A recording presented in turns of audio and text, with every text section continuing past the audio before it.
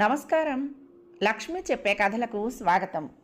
వీణులతో వీక్షించటానికి సిద్ధం కండి. ప్రియ సఖులు, ఇప్పుడు మనం ప్రముఖ రచయిత్రి శ్రీమతి రంగనాయకమ్మ గారు రచించిన జానకి విముక్తి ధారావాహికం నుండి 12వ భాగం వినేద్దామండి. భర్త దగ్గర తను పాటలు పాడతాననే సంతోషంతో జానకి చక్కగా ముస్తాబయింది. మెత్తగా పట్టులాగా ఉన్న నెమలి కంఠం రంగు కలనేత పరికిణి కట్టుకుని లేతాకు పచ్చ ఓణి వేసుకుని తల్లి దగ్గరికి జడ వేయించుకోవడానికి వచ్చింది. ఆయన ఉన్నప్పుడు చీరలు కట్టుకోరాదుకే అని తల్లి అంది. అబ్బా, చీర నాకు చిరాకేస్తుందమ్మా అని విసుక్కుంది. తల్లి జానకి జడేసి పూలు పెట్టి బొట్టు పెట్టి ఆయన్ను విసిగించకు, పాపం పాట పాడమని అడిగితే పాడటానికేం అని మందలించి పంపించింది. జానకి పరికిణి కట్టుకోవటం అంతవరకు చూడలేదు వెంకట్రావు. జానకి సిగ్గుపడుతూ మెట్ల దగ్గర నుంచి వస్తూ ఉంటే ఎవరో చిన్నపిల్ల అనుకున్నాడు మొదట. అదేంటి పరికిణి కట్టుకున్నావేంటి అన్నాడు ఆశ్చర్యంగా. ఊరికినే అని సిగ్గుపడుతూ వచ్చి పక్కన కూర్చుంది. ఎవరిది అన్నాడు. ఎవరిదేంటి, నాదే, నేను పరికిణీలా కట్టుకునేదానిగా మొన్నటిదాకా చెప్పింది. మెడలు ఆ తాళ్ళు, చేతులు నిండా అనే గాజులు లేకపోతే ఆ జానకి బళ్ళోకి వెళ్ళే జానకే. పెళ్ళైన తర్వాత కూడా ఇంకా చిన్నపిల్లవేనా, అయితే గౌన్లు కూడా వేసుకో అని వెటకారంగా నవ్వాడు. 16 ఏళ్ళు వచ్చాక గౌన్లు వేసుకుంటారా ఎవరన్నా అని జానకి కూడా నవ్వుతూ జవాబు చెప్పింది. అంతలో డాబా మీదకి బంతి వచ్చి పడింది. జానకి చెంగున లేచి బంతి కిందకు విసిరి, ఏయ్ రాము, ఇటు పడేయకండి అని కేకపెట్టి మళ్ళీ 2 గంతుల్లో వచ్చి కూర్చుంది. చీర కట్టుకున్నప్పుడు ఎప్పుడూ జానకి అలా గంతులు వేయటం చూడలేదు వెంకట్రావు. పెళ్ళయ్యాక కూడా పరికిణీలు కట్టుకుంటే మా ఊళ్ళో నవ్వుతారు అన్నాడు మళ్ళీ. జానకి కొంచెం నవ్వింది, కానీ చిన్నబుచ్చుకున్నట్టు నవ్వింది. కళ్ళు దించుకుని చాప మీద డిజైన్ చూస్తూ కూర్చుంది. పాడతానన్నావుగా అన్నాడు వెంకట్రావు. జానకి మాట్లాడలేదు. మీ నాన్న అడిగితే పాడమనగానే పాడతావుట, నేను అడిగితే పాడకూడదా, మీ బళ్ళో నేర్పారా అడిగాడు. సినిమాలు బాగా చూస్తావా? సర్లే పాడు, ఎన్నిసార్లు అడగాలేంటి, పాడనని చెప్పి అడగటం మానేస్తాను అన్నాడు. మరి మీరు నవ్వకూడదు అంది జానకి. నవ్వనులే అని నవ్వాడు.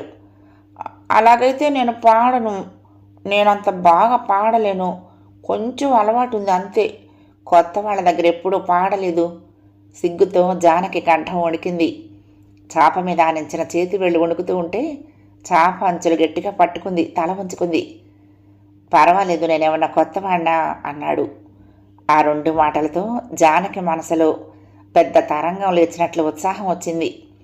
సిగ్గుపడుతూనే సన్నని స్వరంతో పాట అందుకుంది.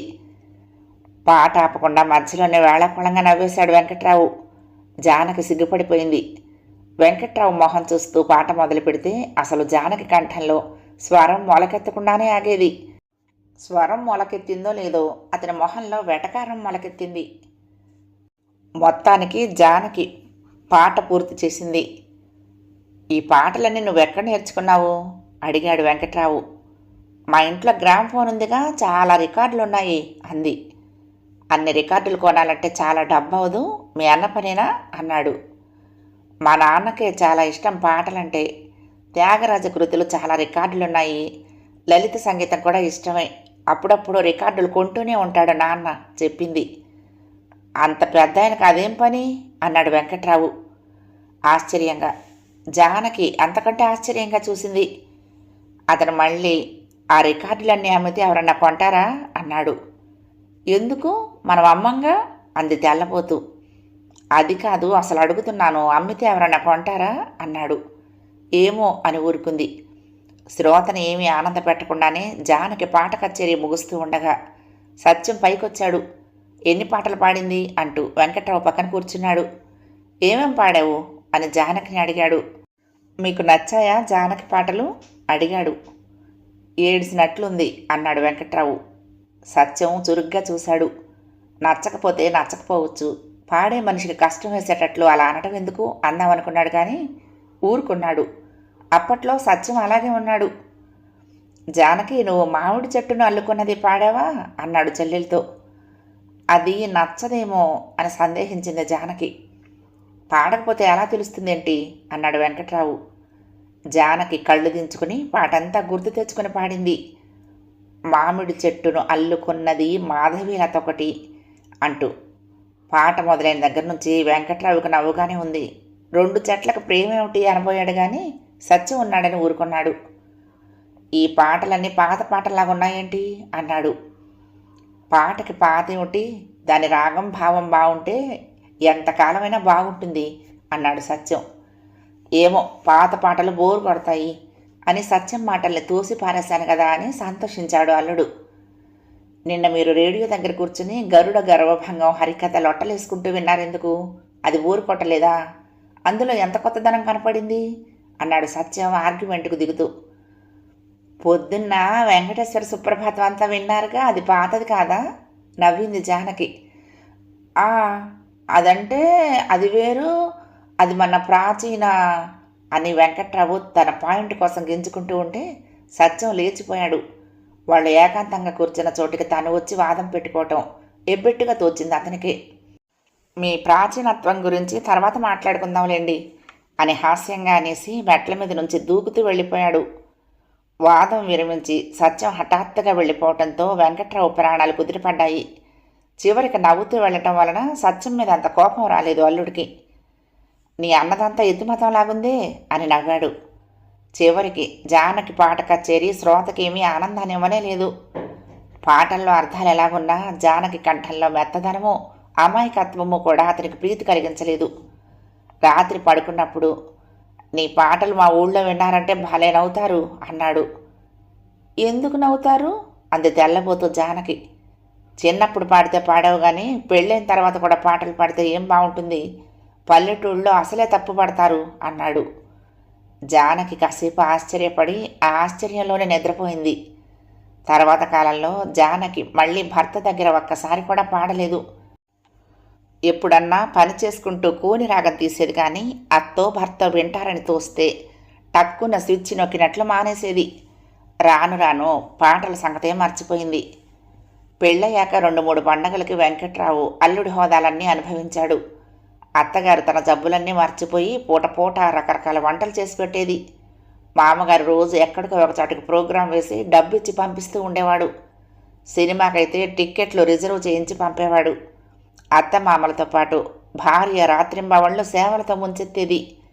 వారం రోజులో 10 రోజులు ఉండి 4 కిలోల బరువు పెరిగి తిరుగు ప్రయాణం చేసేటప్పుడు బరువు జేబుతో కొత్త బట్టల ప్యాకెట్తో పళ్ళు ఫలాల బుట్టతో మామగారి పర్యవేక్షణలో రైలు ఎక్కేవాడు. తనకు వీడ్కోలు ఇవ్వటానికి బావమరిది కూడా రైలు దగ్గరికి రాకపోవటం వెంకట్రావుకి పెద్ద అవమానంగా ఉండేది. వెంకట్రావు వెళ్ళిపోతున్నాడని తెలిస్తే సత్యం వెళ్తున్నారా ఇవాళ అని ఒకసారి పలకరించి స్టేషన్కి ఫోన్ చేసి బండి లేట్ అవుతుందేమో తెలుసుకుని వెళ్ళండి అని సలహా పడేసేవాడు. ఏ విషయానికైనా సత్యాన్ని తండ్రి మందలించటమో కోప్పటమో ఎప్పుడు చూడలేదు అల్లుడు. అల్లుడిని రైలు ఎక్కించి ఇంటికొచ్చి జానకి తండ్రి వెంకట్రావు చాలా మంచివాడు, మనిషికి కోపగుణం లేదు, జానకి సుఖపడుతుంది అని భార్యతో అని సంతోషించేవాడు. అల్లుడి రంగు తెలుసుకోకుండానే ఆయన వెళ్ళిపోయాడు. తండ్రి పోయిన తర్వాత జానకిని గ్రామ్ఫోన్ తీసుకువెళ్ళమని సత్యం అన్నప్పుడు అది మాకెందుకు అని వెంకట్రావు వ్యతిరేకించాడు. మళ్ళీ ఒక పూటంతా ఆలోచించుకుని గ్రామ్ఫోన్ అమ్మాయి రాదు, పాత రికార్డులు ఎవరైనా కొంటారా, నేను తీసుకువెళ్ళి అమ్మనా అని అడిగాడు సత్యాన్ని. సత్యం మొదటి నిర్ఘాంతపోయి పాటలంటే ఆసక్తి లేక అలా అనుకున్నాడేమోలే అని సరిపెట్టుకున్నాడు. అప్పటికి సత్యానికి వెంకట్రావు మీద కొంత అభిమానం ఉండేది, చెల్లెలి భర్త కదా అని. వెంకట్రావు గారికి వెండి పళ్ళం చేయించి ఇచ్చేయాలని సత్యంతో తల్లి గట్టిగా అంటూ ఉండేది. అయితే ఆయనకి ఇప్పుడే ఉత్తరం రాస్తాను, అర్జెంటుగా 2000 పంపమని, డబ్బంతగానే పళ్ళెం చేయించి పంపేద్దాం అని హాస్యాలతో ఎగరగొట్టేవాడు సత్యం. రాను రాను అసలు ఎందుకు ఇవ్వాలి అని తర్కం మొదలుపెట్టాడు. ఎందుకేమిటి, రేపు నీ అత్తారు నీకు ఇవ్వరా అని తల్లి అంటే, అలాంటి మాటలు మాట్లాడకమ్మా, నేను కట్నాలు గిట్నాలు తీసుకుంటాననుకుంటున్నావా అని తన వ్యవహారం మొట్టమొదటిసారి తల్లికి ప్రకటించాడు. ఇదెప్పటి నుంచి అని తల్లి విస్తుపోయింది. కట్నం మనం ఇవ్వగలేదు, తీసుకుంటే తప్ప అంది. 2 తప్పే, ఒక తప్పు చేశాం కాబట్టి 2వ తప్పు కూడా చెయ్యాలా? వాళ్ళ వస్తువేదో మన దగ్గర దాచిపెట్టినట్టు మన దగ్గర నుంచి పళ్ళాలు గిళ్ళాలు తీసుకోవటానికి వాళ్ళకి హక్కు ఉందనుకోకు, డబ్బు లాగటానికి ఎత్తులు ఎక్కడ తెచ్చేస్తాం అన్నాడు. తండ్రి పోయిన తర్వాతే చిన్న ప్రైవేట్ ఫ్యాక్టరీలో ఉద్యోగం ప్రారంభించాడు. కొన్ని నెలల్లోనే అక్కడ మానేసి ఇంకో చోట చేరాడు. జీతం చాలా తక్కువ, అన్నీ తెలుసు తల్లికి. ఒక పండక్కి అల్లుడికి ఉత్తరం రాయమని తల్లి అంటే సత్యం ఒప్పుకోలేదు.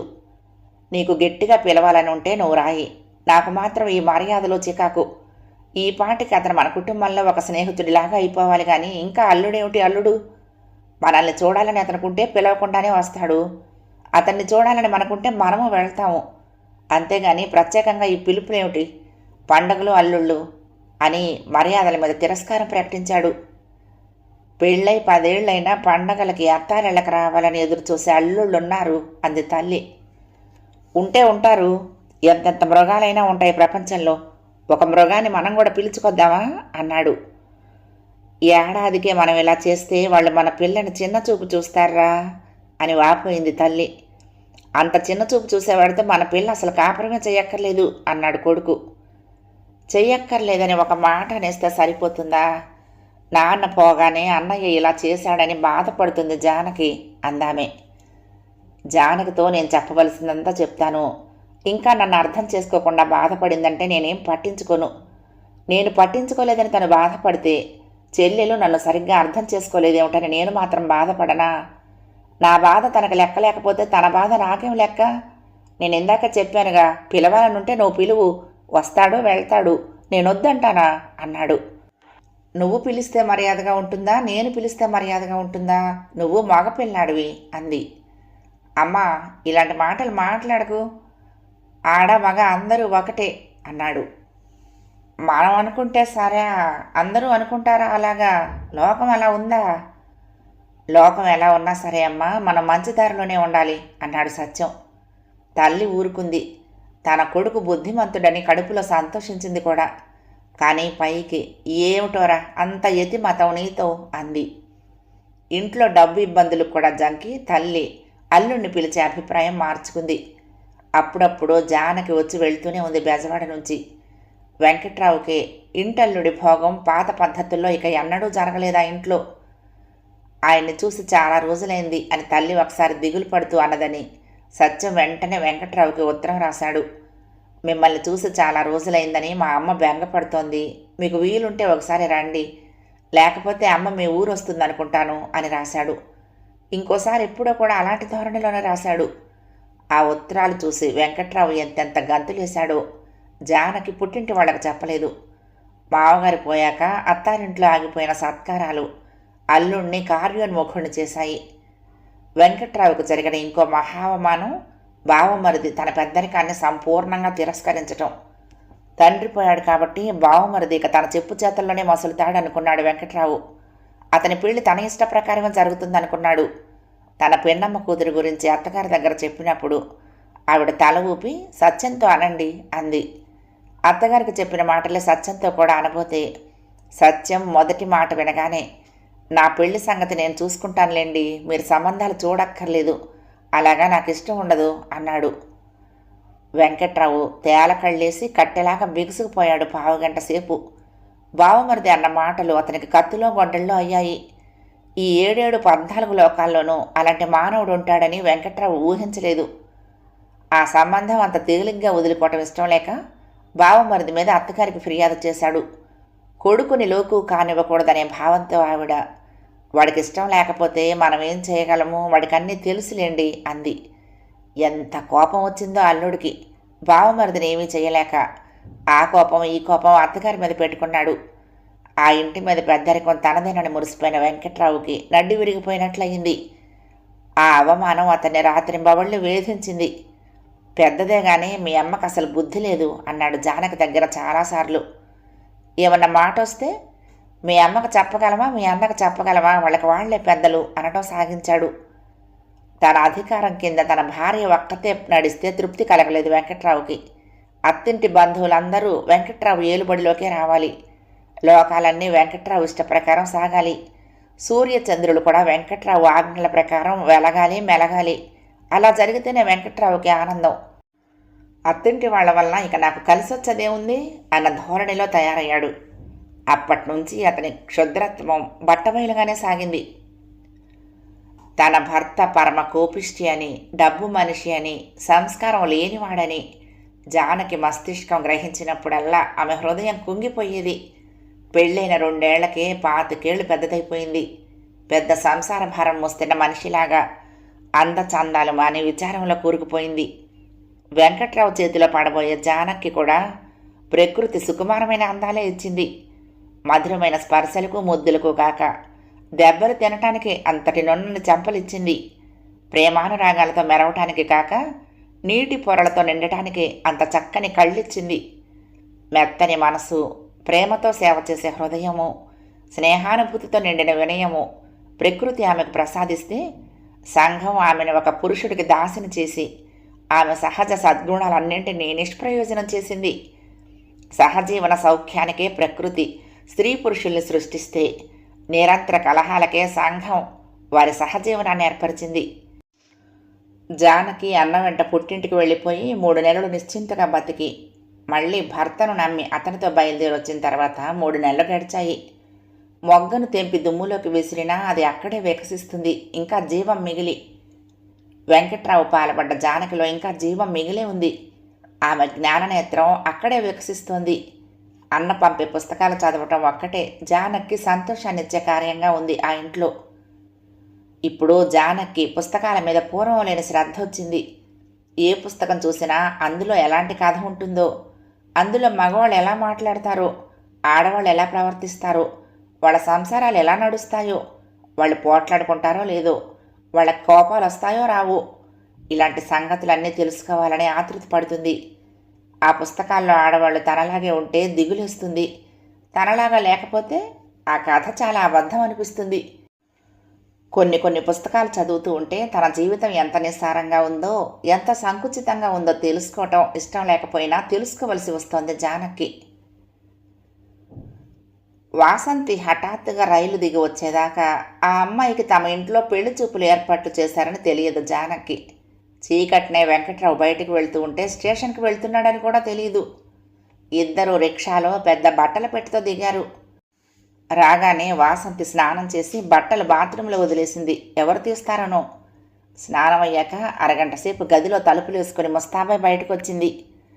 చీర అంచు నడుం చుట్టూ చక్రంలా చుట్టి పైట మోకాళ్ళ దాకా తీసి చెంపలు కనుబొమ్మల మీదకు దువ్వి పావలా కాసంత బొట్టు పెట్టింది.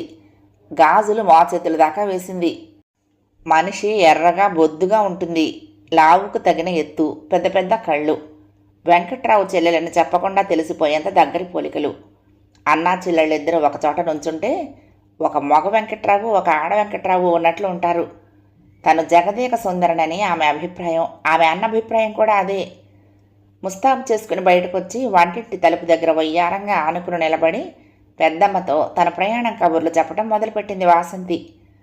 జానకి ఒక పీట వాసంతి దగ్గరకు జరిపి కూర్చోండి అంది. ఆడబిడ్డల్ని మన్నిస్తూ పిలవాలని జానకి తెలుసు. పైగా వాసంతి జానకి కన్నా పెద్దది. చీర పాడైపోతుంది బాబు అని వాసంతి పీట మీద కూర్చోటానికి నిరాకరించింది. గడ్డం చేసుకుంటూ చెల్లెలి కబుర్లు వింటున్న వెంకట్రావు, ఏ జానకి ఒక కుర్చీ తీసుకొచ్చి వెయ్యి అని ఆర్డర్ జారీ చేశాడు. నేను తెచ్చుకుంటానులే అన్నదే కానీ కబుర్లు మాని వాసంతి అక్కడి నుంచి కదలలేదు. పొయ్యి దగ్గర పెసరట్లు వేస్తున్న జానకి చేయి తుడుచుకుని లేచి వీధి గదిలో నుంచి ఒక కుర్చీ తెచ్చి వంటింటి గుమ్మం ముందు వేసింది. వాసంతి చీర కుచ్చెళ్ళు పాదాల చుట్టూ పడేటట్టుగా సర్దుకుని కుర్చీ కోసం కూర్చుంది. జానకి వేడివేడిగా పెసరట్లు వేసిస్తే అది తిన్నంతసేపు వేళాకోళాలు చేస్తూ వంకలు పెట్టింది. కాఫీ ఇస్తే దానికి వంకలు పెట్టింది. బాబోయ్, మీ కోడల చేతి వంట ఎలా తింటున్నావు పెద్దమ్మ అని పెద్దమ్మతో హాస్యాలాడింది. ఓసారి నీ చేతి వంట రుచి చూపించవే వాసంతి అన్నాడు వెంకట్రావు. బాబోయ్, నేను పొయ్యి దగ్గర కూర్చోలేను బాబు అని కీర్చుగా ఒక అరుపరిచింది. నీకేం కర్మలే పొయ్యి దగ్గర కూర్చునేదాకా అని సాయంత్రం రాబోయే పెళ్లి కుమారుడి భోగభాగ్యాలు వర్ణించడం మొదలుపెట్టాడు వెంకట్రావు. అతను బిలాస్పూర్లో పెద్ద డాక్టరట. 4 అన్నదమ్ములట. అందరూ పెద్ద పెద్ద హోదాల్లో ఉన్నారట. ఇతనే ఆఖరివాడు. తండ్రి క్రిమినల్ లాయర్గా చేసి 10 లక్షల దాకా సంపాదించాడట.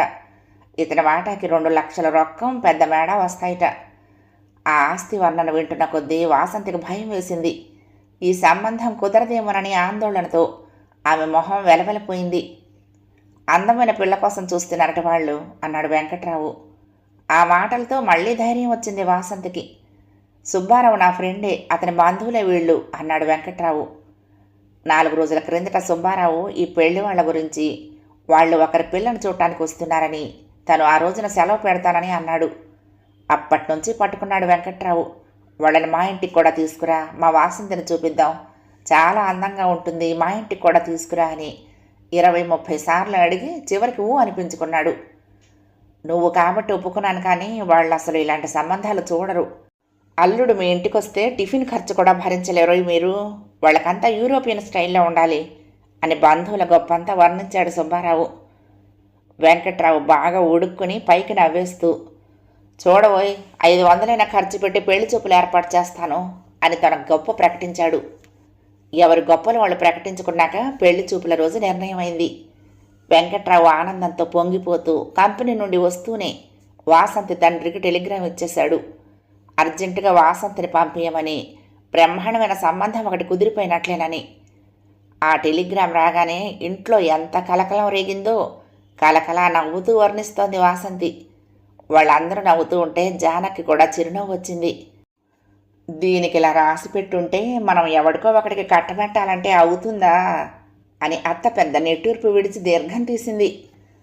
వాసంతి బొంగమూతి పెట్టి, అడ్డమైన వాడిని వెతకటమేనా నా కోసం పెద్దమ్మ, నేను అసలు అతన్ని చేసుకునేదాన్నేనా అని నిర్లక్ష్యంగా నవ్వింది. వాళ్ళు మాట్లాడేది తన అన్న గురించేనని జానకి అర్థమైంది. మొహం మీద చిరునవ్వు మాయమైంది. వెంకట్రావు గడ్డం చేసుకుని లేచాక ఇల్లు సర్దే పని ప్రారంభించాడు. ప్రేమీలతో ఎన్నడూ మాట్లాడినవాడు వాళ్ళింటికి వెళ్ళి అందమైన కుర్చీలు, టీపాయిలు, టేబుల్ ఫ్యాను, కప్పులు, గ్లాసులు, లేసు రుమాళ్ళు అన్నీ అడిగి ఆ వాటాలో వాళ్ళు ఈ వాటాలోకి మారుతున్నట్లు అన్నీ ఇక్కడికి చేరేశాడు. వాళ్ళ ఎరువు సామాన్లు చేరేసే పనిలో ఉంటే వెంకట్రావు తల్లి తన కొడుక్కి అత్తారి వల్ల జరిగిన ఘోర అన్యాయాలు తలుచుకొని కళ్ళనీళ్లు పెట్టుకునే పనిలో మునిగింది. కుర్చీలు లేవు, టేబుళ్ళు లేవు, ఫ్యాన్లు లేవు, వల్లకాడు లేదు. ఏం బయట చచ్చారు? గుమ్మంలోకి చుట్టమో పక్కమో వస్తే ఏముంది ఇంట్లో నా శ్రాద్ధం, ఇరుగమ్మనో పొరుగమ్మనో ముష్టెత్తుకోవాల్సిందేగా. పిల్లాడి ముద్దు ముచ్చట్లు నా కళ్ళతో చూసుకోలేకపోయాను అని గోడ మూలకి ముక్కు చీది మాతృప్రేమతో శాస్త్రోక్తంగా దుఃఖించలేచింది. ఆ టేబుళ్ళు కుర్చీలు ఎరువిచ్చిన వాళ్ళకి ఆ సామానంతా అత్తారు పెట్టింది కాదని, అదంతా వాళ్ళు కష్టార్జితంతో వాళ్లే కొనుక్కున్నదని ఈ మాతృమూర్తికి శుభ్రంగా తెలుసు. తెలిసినా ఆ ఉత్తమరాలి దుఃఖం ఆ ఉత్తమరాలిదే. మామూలు రోజుల్లో అయితే కొడుకు ఉత్తముడు కూడా తల్లి దుఃఖంలో పాలు పంచుకునేవాడే. కానీ ఆ రోజు ఉత్సాహం వేరు. బిలాస్పూర్ డాక్టర్కి బావమరిదినవుతారనే ఆనందంతో ఫ్యాన్లు, టేబుళ్ళు ఇవని అత్తగారిని క్షమించేశాడు. తీసుకొచ్చిన సామానంతా ఏది ఎక్కడ పెడితే బాగుంటుందోనని అన్నా చెల్లెళ్ళు వాదోపవాదాలు వేసుకుని సామాన్లన్నీ సర్దారు. ఆ సామాన్లు పెట్టిన స్థలాలు చూసి పెళ్లి కొడుకు నిర్ఘాంతపోయి పిల్లని ఒప్పేసుకుంటాడని వెంకట్రావు అభిప్రాయం. ఏయ్, ఓసారిలారా, చీపురు తీసుకురా, ఈ మూల దుమ్ముంది చూడు, ఏం తుడిచావు పొద్దున్న, వెధవ తుడుపు నువ్వును, అక్కడొకసారి చూడు అని పని చేసుకుంటున్న జానకిని మాటి మాటికి పిలిచి వీధి గది 10 సార్లు తుడిపించాడు. నెలల తరబడి బూజల గదిలో గడపగల మనిషి. గది అలంకరణ అయ్యాక బజార్కు వెళ్ళి 4-5 రకాల స్వీట్లు, పళ్ళు తెచ్చి తల్లి చేతికిచ్చాడు. ప్రొద్దుటి నుంచి జానకి ఒకటే పని. ఆడబిడ్డ కోసం ఇంకో 2 రకాల కూరలు పురమాయించింది అత్తగారు. పొయ్యి మీద ఉడికే వాటిని కింద పడేసి చీటికి మాటికి అన్నా చెల్లెళ్ళకి కాఫీలు ఇవ్వటం, ఎప్పటికప్పుడు కప్పులు తావటం, వాసంతి బట్టలు కూడా ఉతకటం. వాసంతి లంగా బాడీలు చూస్తే జానకి ఎంత డోకొచ్చిందో. ఎక్కడ చూసినా మురికి చారలే. ఆ పనులన్నీ అయ్యేటప్పటికి మధ్యాహ్నమైంది.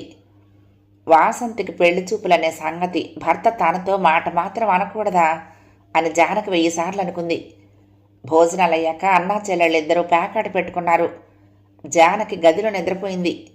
మధ్యాహ్నం 3 అయిన దగ్గర నుంచి కేకలు మొదలుపెట్టాడు జానకిని లెమ్మని. లే 3 అయిందిలే అని చాప మీద పడుకున్న దాన్ని 2-3 సార్లు కాలితో తట్టి లేపాడు. జానకి మెలుగు వచ్చి రాగానే అతను కాలితో లేపటం చూసి నిద్ర కళ్ళతో తీక్షణంగా చూసింది. ఏంటా పిచ్చి చూపు, లే, టైం అయింది, 5 గంటలకు వాళ్ళు వచ్చేస్తారు అనేసి వెళ్ళిపోయాడు. లేచిన దగ్గర నుంచి ఏదో ఒక పని కల్పించుకొని చేసింది జానకి.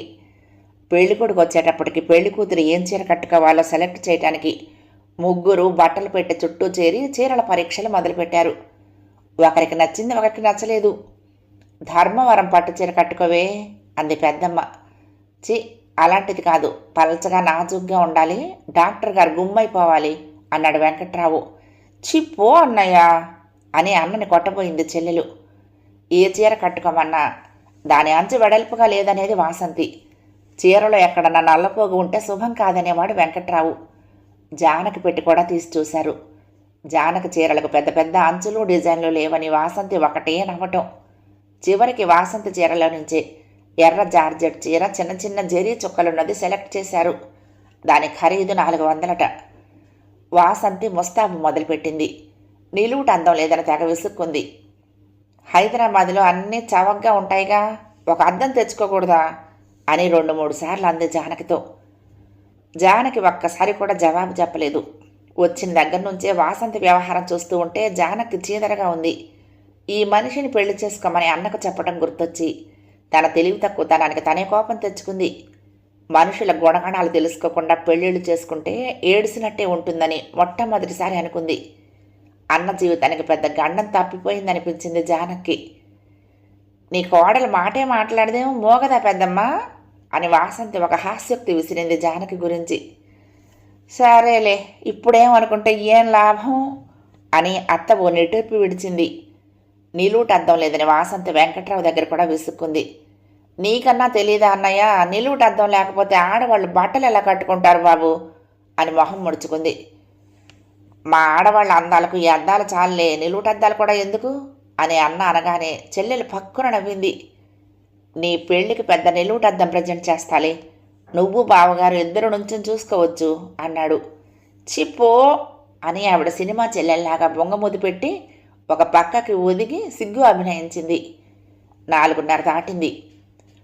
ప్రేమీల గారింట్లో పనిచేసే వారాల్ని 1 గంట సేపు ఉండడానికి తీసుకొచ్చాడు వెంకట్రావు. ఈ పెళ్లి చూపుల వ్యవహారం తెలిసి విశాలాక్షి ఇటువైపు తొంగి చూడలేదు. పిల్లల్ని కూడా అటు పోవద్దని కట్టడి చేసింది. నిమిషం ఒక యుగంగా గడుస్తోంది అందరికీ.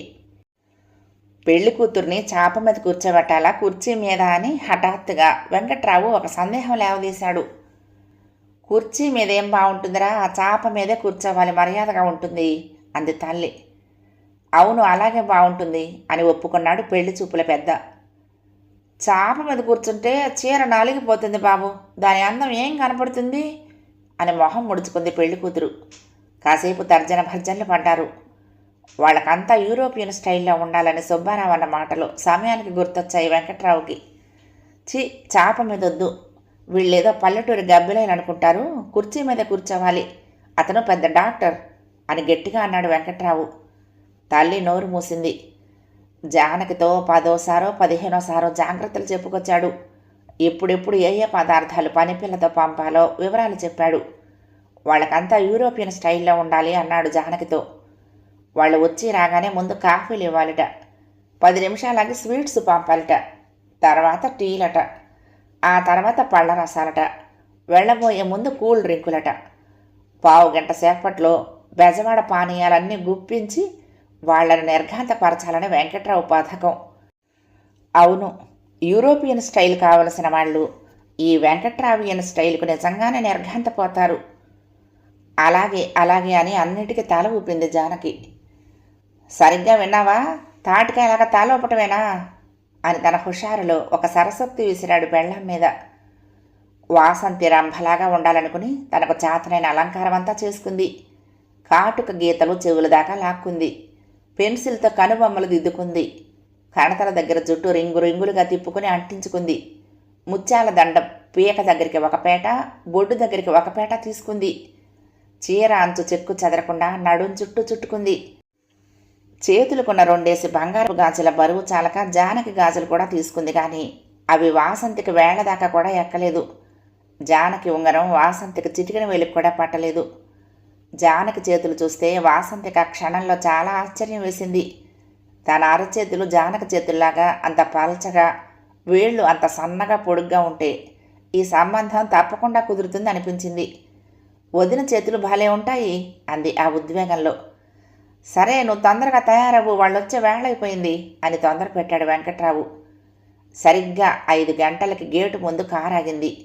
వెంకట్రావు గేటు దగ్గరకు పరిగెత్తి గేటు బార్లా తీసి కారు దగ్గర నిలబడి చేతులు ముడుచుకోవాలో కట్టుకోవాలో, చేతులు ఏం చేసుకోవాలో తెలియక ఇబ్బంది పడ్డాడు. పెళ్ళికొడుకు అతని తల్లి సుబ్బారావు దిగారు కారులో నుంచి. వాళ్ళిద్దరూ తెలుగు వాళ్ళలాగే లేరు.